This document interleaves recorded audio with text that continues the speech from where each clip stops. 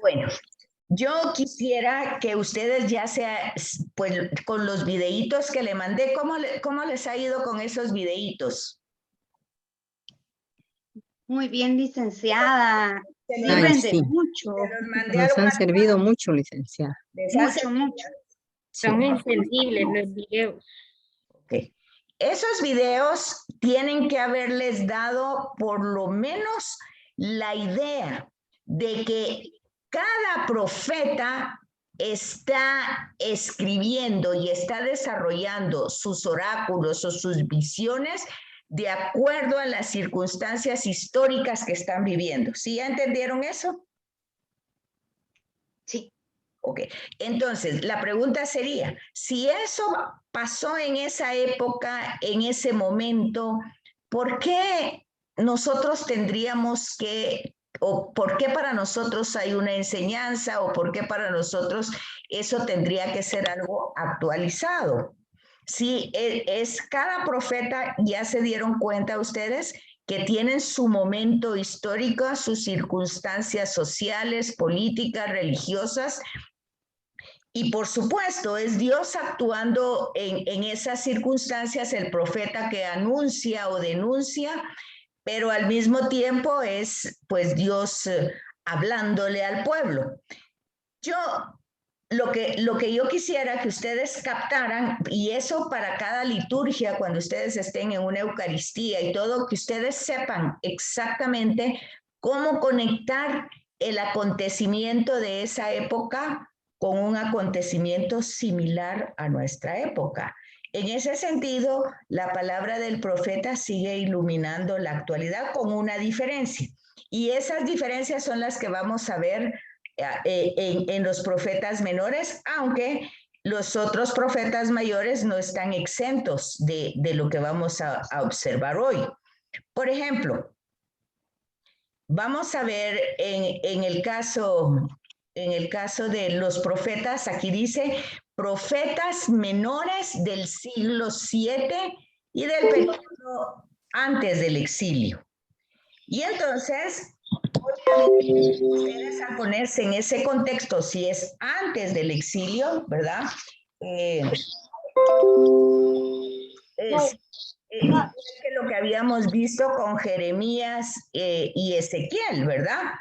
Que están, o habíamos visto a Oseas y Amós, que están en situaciones donde todavía no está pasando el exilio. ¿Se dan cuenta ustedes entonces que el tema fundamental de los libros proféticos es el tema del exilio, tanto del norte como del sur? O sea, el problema de cómo se acaba la monarquía y cuál es la razón por la que se acaba la monarquía. Y ustedes van a ver el imperio que empieza a funcionar y a tener fuerza y empieza a vencer al otro. Y todo ese contexto histórico, ustedes lo tienen que tomar en cuenta porque justamente, ¿por qué no entendemos cuando leemos a un profeta? ¿Por qué no entendemos la profecía? Porque no estamos en el contexto. Si entramos en el contexto, lo vamos a entender con mucha facilidad, ¿verdad? Por eso he hecho tanto énfasis en eso. Entonces, aquí estos profetas menores son del siglo VII y son del exilio. La pregunta sería, ¿quiénes otros fueron del exilio? ¿Qué otros profetas que ya vimos fueron del exilio? De los que ya vimos, ¿quiénes serían? Jeremías. Jeremías. Y Ezequiel, y los dos, Jeremías y Ezequiel, porque Ezequiel. dijimos que Ezequiel se fue a Babilonia con los exiliados. Y entonces hay que entender que todas sus profecías están en Babilonia de Ezequiel, mientras que Jeremías se mueve entre Israel, Egipto y los lugares circundantes de ahí. Entonces hay que entender la problemática histórica de ese tiempo. ¿Se acuerdan que hace 8 les dije? Posiblemente a ustedes no les gusta la historia, pero necesariamente con todos los libros bíblicos, ustedes tienen que, no pueden leer un texto sacándolo del contexto histórico y del contexto literario, porque el contexto literario va a ser como la forma, como se va el lenguaje o las herramientas escritas con las que se van a transmitir. Acuérdense que anteriormente pues era oral, ¿verdad? Pero ese proceso al ponerse por escrito, ustedes deben de entender de que fue escrito en idiomas muy diferentes, muy diferentes. Y aquí, por ejemplo, en estos profetas menores, ustedes van a encontrar que la referencia que hay en el Nuevo Testamento de ellos es muy poco, pero no sé, ustedes ya creo que han oído o han estudiado a los monjes de Qumran o a los que habitaban esa área de Qumran. Y entonces, muchos de ellos, ustedes saben que en el siglo pasado se encontraron escritos de ellos, ¿verdad? Ellos vivían en cuevas en el desierto y a esa parte pues se leía Qumran. Pues ellos, en los escritos de ellos se encuentra más la referencia de estos profetas. A veces no las vamos a encontrar ni en la patrística, ni siquiera mucho en el Nuevo Testamento, algún versículo, ya sea en Apocalipsis o en Pablo, pero literalmente en los evangelios, pues no siempre.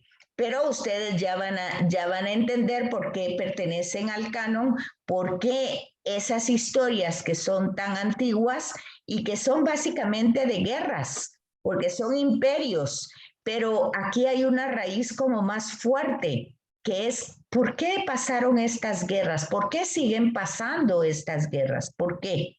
¿Por qué tanta destrucción? Y nosotros lo vemos todavía en la actualidad y vamos a esas áreas y vemos que continúa la misma situación, ¿se dan cuenta? Hoy con otros nombres. Hoy con otros nombres, pero es la misma problemática de siglos. Entonces, ahí es donde vemos que la palabra de Dios se vuelve muy actual. Y entonces aquí está la raíz de por qué suceden estas cosas. Entonces vemos como en los profetas menores, vemos a Nahum, tenemos aquí a Nahum, luego vamos a ver rápidamente a Habacuc y después a Sofonías.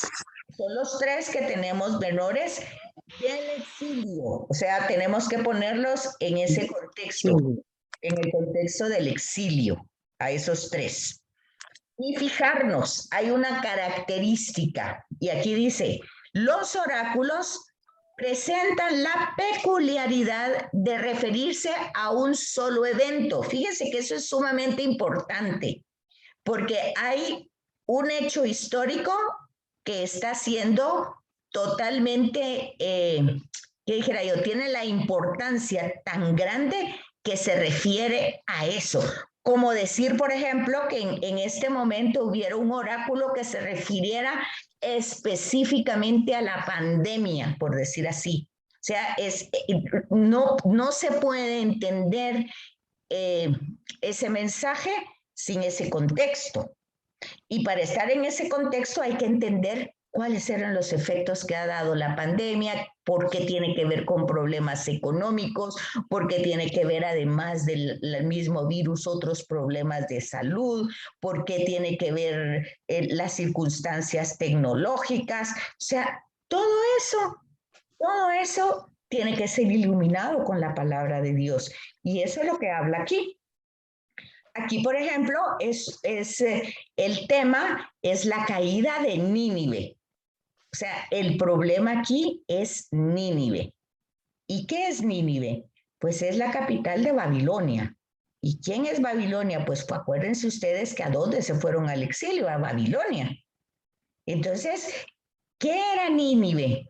Pues si nosotros entramos un poco aquí a Nahum y vemos también más adelante a Jonás, acuérdense ustedes, más adelante vamos a ver rápidamente a Jonás, pues que Jonás cuando recibe de Dios, acuérdense que los profetas no van porque ellos mismos se ofrecen, son elegidos y son enviados y tienen una misión. Entonces, cuando Jonás tiene la misión de ir a predicar a Nínive para decirles, pues, que hay un suceso dramático, terrible, no llega a amenazar, porque aquí vamos a encontrar que muchos de estos oráculos nosotros los podríamos entender como amenazas, pero también tenemos que entender que Dios no amenaza, pues.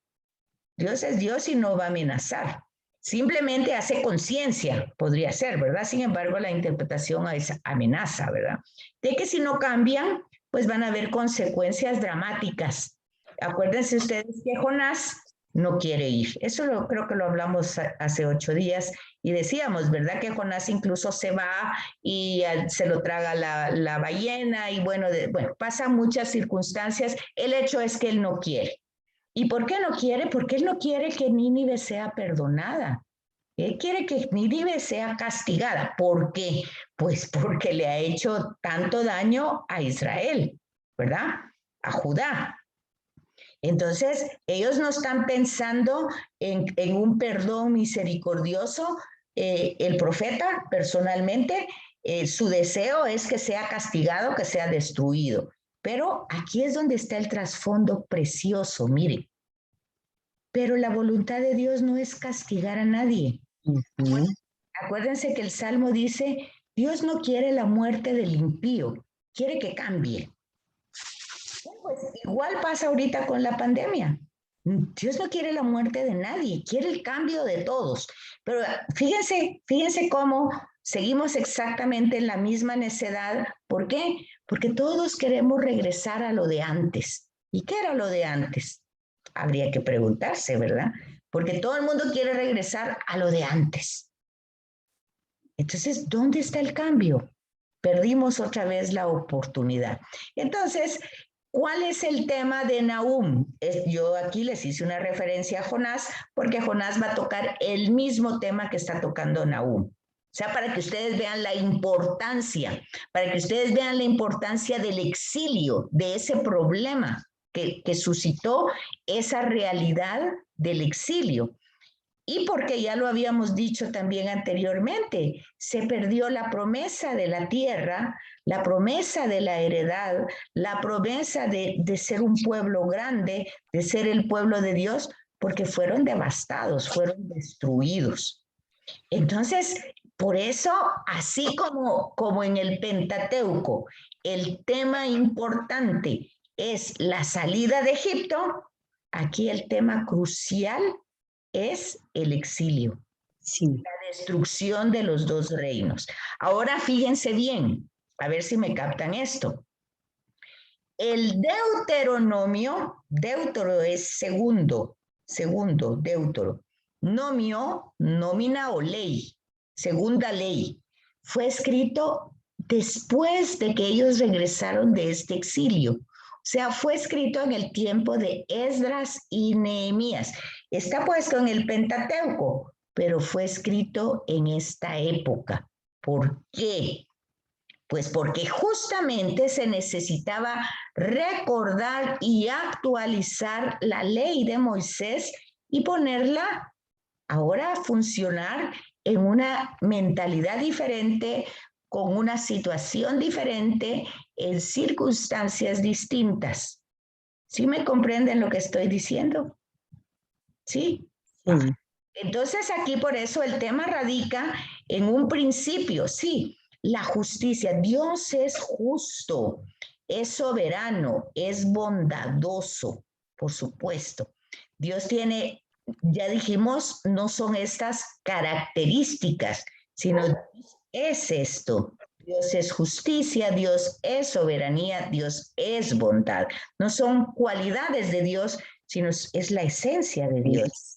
Si Dios es amor, pues es misericordioso, es justo, es soberano, es eterno, es todas esas que nosotros las vemos como cualidades, en Dios no son cualidades, son parte de su esencia, es su esencia. Entonces, ustedes se van a dar cuenta que en este profeta, entonces, en este profeta Nahum, van a encontrar que en la Biblia, unos de ustedes me preguntaban, ¿el trabajo cuando se haga se tiene que hacer en qué orden? Bueno, yo les expliqué al principio que aquí lleva un orden escrito de los profetas mayores y luego menores y se va desarrollando, que en la Biblia hebrea y en la griega tienen un lugar diferente. Entonces, en el texto o en la fotocopia que ustedes tienen, les va dando el lugar que va teniendo. Ahora, ¿cómo lo van a entregar ustedes? Si se les facilita, háganlo en el orden que está la Biblia, ¿verdad? Para que todos tengan algo como en común, ¿verdad? Para que no se confunda, porque el orden del libro y el de la Biblia pues puede ser diferente. Entonces utilicen ustedes el orden de la Biblia para el trabajo final. Y entonces vemos que Nahum va a encontrar, dice, el 7º lugar después de los profetas menores, ¿verdad? Tanto en el texto hebreo como en el griego. Acuérdense ustedes que Amós entraba entre los profetas menores, ¿verdad? Pero ¿por qué está puesto entre los mayores con Jeremías, Isaías y Ezequiel? No está puesto con ellos, sino que está puesto en un periodo diferente. Por eso están antes. Porque aquí, aunque dijimos que la cronología no es tan clara, pero el tema de Amós, Oseas, no es tema tanto del exilio, si ustedes se dieron cuenta, sino que era algo más bien de decir, pues que la injusticia, están en un momento de estabilidad, de riqueza, pero se han olvidado de Dios. Se han dedicado a dar rienda suelta y a imaginar de repente que son los ídolos de ese país, o sea, de Canaán, los que les van dando ese bienestar. Y entonces se alejan de Yahvé, se olvidan de él. Y entonces los profetas, tanto Amós como Oseas, pues van a hablar por eso del adulterio, ubicando a Israel como una mujer adúltera que se olvidó de su esposo, las figuras de la boda, del esposo, ¿verdad?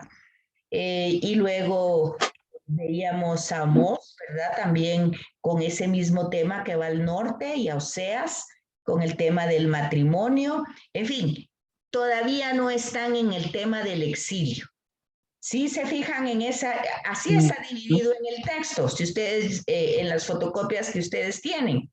Entonces, Oseas, Amós, ¿y cuál era el otro? Oseas. Miqueas. Miqueas, sí. No están en tema del exilio, están en un tema como diferente. Pero están anunciando que van a haber consecuencias lo que está pasando. Lo que ellos están haciendo en ese momento histórico va a tener consecuencias dramáticas. Esas consecuencias dramáticas ya las vamos a ver con Jeremías, con Ezequiel, en Lamentaciones claramente, ya están en el exilio, ¿verdad? Y con Baruch, que hablábamos que forman parte de exactamente el momento del exilio. Y estos profetas menores, pues también. Pero, fíjense bien en las fechas, en la cronología, dense en cuenta en los periodos, en las fechas antes de Cristo, 612, ¿verdad? Acuérdense que aquí los años van en retroceso hasta llegar al año 1, ¿verdad? Y acuérdense que el exilio pasó más o menos en el 500 algo. Entonces, cuando ponemos aquí la caída de Nínive en el 612, quiere decir que es antes del exilio, pero no está claro el momento en que realmente histórico, en el que realmente Nahum desarrolló su profecía. Pero solo voy a dar entrada aquí, que todavía están entrando.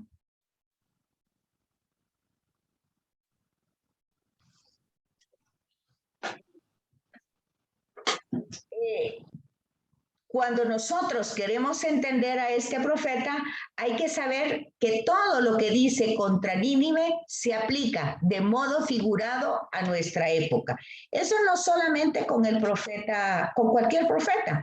Hay que darse cuenta que si lo estamos leyendo, no lo estamos leyendo como algo que pasó hace 1000 años o 2000 y que no tiene nada que ver con nosotros, sino que aquí es donde ese es un modo figurado de hablar que nos llega a nosotros para que nosotros reflexionemos y nos demos cuenta el giro que le podemos dar a nuestra historia personal, familiar y social, ¿verdad? Entonces, eso es como lo importante. Ya saben que aunque son nombres diferentes, pero de alguna manera significan casi lo mismo. Ellos denuncian, pero también consuelan. ¿Qué quiere decir consuelan? Pues tratan de dar esperanza, acompañamiento, ¿verdad? El libro, el contenido de este libro se centra en el castigo que va a haber para Nínive. Ese va a ser el centro. Y esa capital, decíamos, perdón, anteriormente les había dicho que era de Babilonia, pero es capital de Asiria. ¿Y qué pasó con Asiria? Pues todos estos países, igual que Babilonia, han oprimido al pueblo de Israel. Entonces, por eso empieza con un oráculo. Y se le va a llamar el libro de las visiones de Nahum contra la caída de Nínive, ¿verdad? Se pueden distinguir 3 partes en este libro.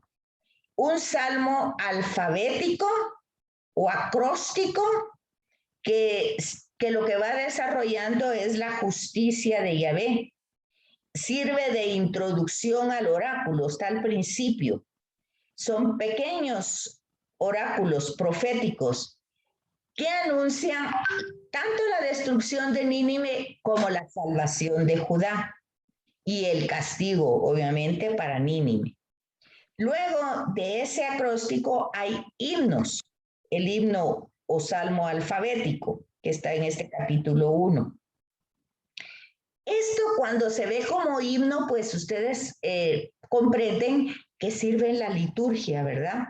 Que se canta la omnipotencia de Dios, que es presentado como dueño absoluto de todo lo creado. Es paciente, es justo, misericordioso. Vean, todas esas palabras están en el profeta. O sea, pero responde, aquí hay una cosa, no es para todo el mundo, es para el que va. Aquí ustedes tienen que dar un salto al Nuevo Testamento, porque el Nuevo Testamento, esa misericordia, esa bondad en la predicación de Jesús es para todos, ¿verdad? Y él pone claramente que es como el sol que nace para todos, ¿verdad? Y que ahí sale todos los días y la lluvia. Entonces, no hay especificidad para un grupo. Pero aquí hay otro tema, pero si ustedes se dan cuenta, no entra en la esencia de Dios, el ser celoso y vengador. Desen cuenta, con sentido común. Está, pero es más bien, está escrito, pero es más bien una concepción, un antropomorfismo. ¿Qué quiere decir? Una concepción desde cómo somos nosotros, los seres humanos. Claro, nosotros podemos querer mucho, podemos perdonar mucho, pero tenemos límites. Y cuando el límite llega, pues las reacciones son diversas. La cólera, pues el alejarse. Cuando nosotros ponemos esas características en Dios, son antropomorfismos, o sea, son la forma humana de entender que Dios como humano se cansa, es celoso si somos tan necios, se irrita, pues castiga, ¿verdad? Es vengador, dice aquí en el versículo 2, ¿verdad? no utiliza la fórmula frecuente que es celoso y misericordioso. Teniendo el celo, como decir, de tanto amor, pues él quiere atraer, ¿verdad? En ese sentido es celoso, en que no quiere que se vayan con los ídolos, sino que estén con él. Pero también pone la palabra lento a la ira. Muchas veces estas palabras que se encuentran más en el Antiguo Testamento y más en el tema de los profetas, ustedes lo tienen que entender como lo estoy diciendo y como lo dice el texto, como un contexto donde ellos están sufriendo la invasión, la opresión de un pueblo. Y entonces, ¿qué es lo que ellos quieren? Que los castigue, que los destruya. En el tiempo de Jesús pasa lo mismo con los romanos, ¿verdad? ¿Y qué es lo que quieren todos los que están allí? Pues que sean destruidos. De hecho, en Hechos de los Apóstoles van a encontrar ustedes una frase que le dice Felipe a Jesús. ¿Qué le dice? Ya, ahora sí vas a liberar a Israel. O sea, es lo que está en la mente, ¿verdad? Y a veces es lo que está en lo que nosotros mismos en nuestras situaciones cotidianas, si nos hacen mucho daño o nos lastiman o nos difaman, pues nosotros lo que queremos es que Dios los castigue y a veces hasta decimos así a la gente, ya va a ver Dios ahí que Dios la juzgue, que Dios mire, pero lo que estamos diciendo es que Dios la castigue, ¿verdad? O lo castigue. Entonces ya Dios verá la justicia de Dios. Bueno, todas esas cosas, es un antropomorfismo. Eso sí no es esencia de Dios, porque no cabe. La venganza no cabe en el amor. Sí cabe el perdón y la misericordia, pero la venganza es lo contrario al amor. Es lo contrario, es odio, es venganza, es resentimiento, es revancha. Pues eso no cabe en el amor. Y si Dios es amor, no cabe. Entonces, eso lo tienen que dar ustedes en paso cuando ustedes leen el Nuevo Testamento. Por eso, en la estructura litúrgica de la misa, tenemos la primera lectura, el Salmo, la segunda lectura de cómo lo comprendieron las primeras comunidades y el Evangelio, cómo lo anunció Jesús. Y nosotros siempre hemos hablado de ese hilo conductor. Bueno, entonces, este libro está aceptado, no hay duda por los estudiosos que se refiere principalmente, lo que se refiere principalmente al salmo acróstico y bueno, no hay ningún problema con ello. En cuanto al mensaje y a la doctrina, pues ya dijimos un poco, la soberanía de Dios, la justicia de Dios, la bondad de Dios, que vemos que no son características, ¿verdad? Y que todo esto está tratando de hablar del poder grande que Dios tiene y sobre todas las naciones, no solo sobre Israel, ¿verdad? En este profeta se encuentra una máxima expresión en el Salmo acróstico, que no sé si ya lo leyeron, pero les aconsejo que lo hagan. Está en el capítulo 1. La soberanía de Dios en el acróstico, ¿verdad? Y la bondad del Señor también está como que Él es refugio en el día de la angustia. Ciertamente, en virtud de la alianza, hay un derecho especial para Israel. Pero, ¿qué es lo que pasa? Nahum anuncia en consecuencia que Dios ha tomado sobre sí la causa de Israel y que ya no va a ser humillado por Asiria. Es un lenguaje poético, pero va demostrando ese amor. Y en el Nuevo Testamento, pues no se encuentra citado explícitamente, ¿verdad? Pero sí, es prácticamente lo mismo que ellos están viviendo en este tiempo con Roma. Entonces, eso es muy chiquitito lo que hay que decir. Luego Habacuc, pues si Nahum estaba ocupaba el séptimo lugar, Nahum ocupa el octavo, ¿verdad? Nahum ocupaba el séptimo lugar en la canonicidad de los libros hebreos y griegos. Ahora Habacuc ocupa el octavo lugar en el canon de los profetas menores, ¿verdad? Y a semejanza de Nahum, él también se va a referir, sus oráculos van dirigidos a una única nación, solo que ahora es los caldeos, ¿verdad?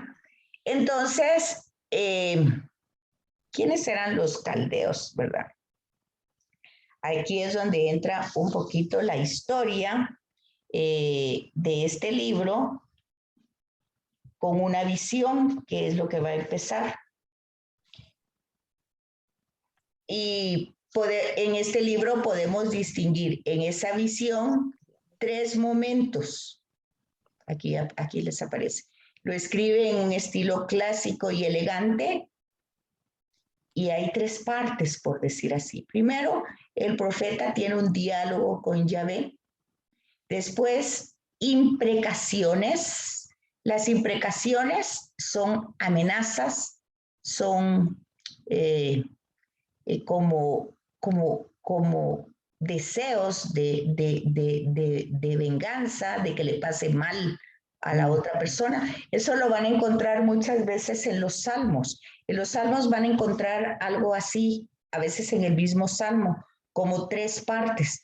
La primera parte, pues, es como un diálogo que se va a dar con Yahvé, donde se le va a contar la situación en la que se encuentra, luego el mal que se está recibiendo y lo que se le pide a Dios que haga contra el enemigo, y luego la parte final donde uno alaba, el salmista alaba a Dios porque lo ha escuchado, porque le ha dado paz, le ha dado un poco de sabiduría en esta situación. Entonces, eso mismo que está en los salmos van a encontrar ustedes aquí en el profeta Habacuc.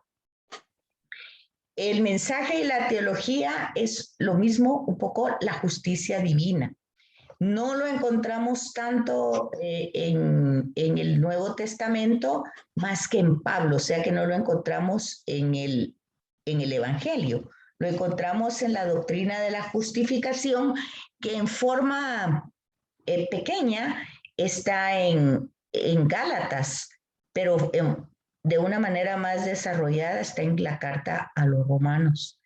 La justificación es el tema en el cual por la persona de Jesús, o sea, este versículo, capítulo 2, versículo 4, Pablo lo va a utilizar como para que nos demos cuenta que no por el cumplimiento de la ley nosotros somos salvados, porque la ley tiene la capacidad de decirnos cuál es el problema, o sea, qué problema tenemos o qué ley infringimos. Pero la ley no tiene la capacidad que tiene la gracia. Y la gracia lo que tiene es, la gracia es el don, la misericordia, el amor de Dios, el espíritu mismo de Dios. Ese tiene el poder de transformarnos. Entonces, este capítulo y versículo 4 lo va a utilizar Pablo en su doctrina de la justificación, que va a decir entonces que por Jesús nosotros somos justificados por su pasión, muerte y resurrección, o sea, lo que dice Isaías, por sus heridas hemos sido sanados. Entonces, esas heridas nos justifican. Quiere decir que el Padre, cuando nos ve a nosotros, lo que ve primero es la imagen de Jesús justificando todas nuestras faltas, todos nuestros pecados, todo lo que hacemos. Y entonces, este tema de la justificación no hace que nosotros nos volvamos muy cómodos, bueno, Dios todo me perdona, Dios todo lo sabe, no, sino que muy agradecidos por no merecer ese amor que el Padre nos da gracias a su Hijo, o sea, a Jesús, ¿verdad? Esa es la doctrina de la justificación que la encontramos en Pablo en Gálatas de manera muy reducida y mucho más desarrollada en la carta a los romanos. Bueno, no sé si queda un minuto para que termine esta parte. No sé si tienen dudas, preguntas aquí. Bueno, entonces, ¿no tienen las imprecaciones? Dijimos son los ayes. También encontramos ayes, ¿verdad? De ay, como lamentaciones de que las cosas no pasan como deberían de ser, ¿verdad? Y hay como recriminaciones por las actitudes. Bueno. Se va a terminar en un minutito. ¿Alguna pregunta, duda? Vamos de nuevo.